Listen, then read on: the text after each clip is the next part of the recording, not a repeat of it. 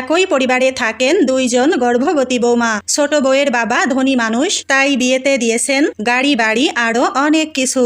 এজন্য শ্বশুর বাড়িতে তার কদরও বেশি। অন্যদিকে বড় বউয়ের বাবা গরিব মানুষ, তাই বিয়েতেও তেমন কিছুই দেয়নি। এজন্য বড় বউ হয় শাশুড়ির অবহেলার শিকার। একদিন হঠাৎ হাসপাতালে তারা দুজনেই ছেলে সন্তানের মা হলো। এদিকে শাশুড়ি পুরো ঘর সাজিয়ে বসে আছে ছোট বউ ও তার ছেলের অপেক্ষায়। বড় বউ ও তার ছেলের কথা কারো ভাবনাতেও নাই। ঠিক তখনই ছোট বউ ফোন করে বলল, মা, আমি হাসপাতাল থেকে সোজা বাবার বাড়ি যাচ্ছি, কারণ আমার এখন আরাম দরকার। শাশুড়ি কষ্ট পেল। তখনই বড় বউ তার ছেলেকে নিয়ে বাড়িতে উপস্থিত হলো। শাশুড়ি বলল, তুমি কেন যাওনি বাবার বাড়ি? বউ বলল, এটাই তো আমার বাড়ি, এ বাড়িতে থাকার শান্তি আমি কোথাও পাবো না। তখন শাশুড়ির চোখে পানি এসে গেল।